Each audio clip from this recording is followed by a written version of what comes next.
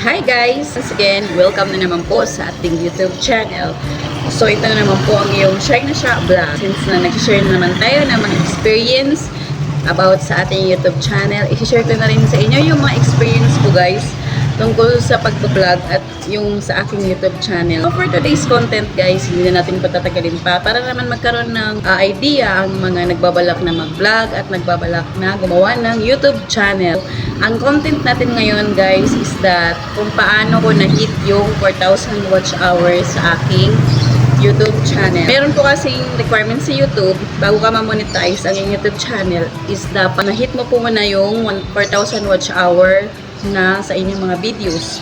Yung requirements ni YouTube is that kung ma-hit nyo na po yung 4,000 watch hour na requirements ni YouTube, doon na po sila magbigay sa inyo ng update na kayo po ay for monetization. Ibig sabihin guys, mag-a-apply na po kayo for monetization sa inyong YouTube channel kapag na-hit na po yung 4,000 watch hour. Paano ko ba na-hit yun guys, yung 4,000 watch hour?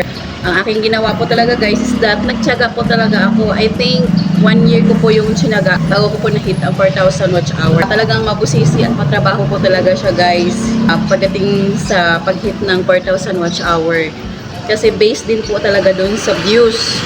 So ang technique na ginawa ko talaga guys is that nag-upload ng mga videos kahit anong content basta makikita ni YouTube na ako ay updated at laging nag-upload ng video. So siguro o sa madalas kong pag-upload ng video sa aking YouTube channel, 1 year ko po na-hit ko na po talaga yung 4,000 watch hour guys. Dahil take note guys, kahit 10 po ang nanonood sa iyong mga video sa iyong YouTube channel, counted po talaga yun guys. Kaya kailangan magtiyaga po kayong mag-upload ng mga videos para sa iyong YouTube channel. Kasi meron po requirements sa YouTube na kailangan ma-hit nyo po yung 4,000 watch hour para kayo ay ma-monetize. At of course, kailangan magtiyaga-tiyaga tayong mag-upload ng mga content para for monetization. Ang goal nyo po muna is to hit the 4,000 watch hour kahit anong videos po basta walang restriction na malabag sa YouTube at walang mga violence ang inyong mga video. At kapag na-hit na po ninyo yung 4,000 watch hour, pwede na po kayo mag-focus sa iyong mga content. Kung kayo po ay katulad ko na maliit lang na YouTuber at maliit lang na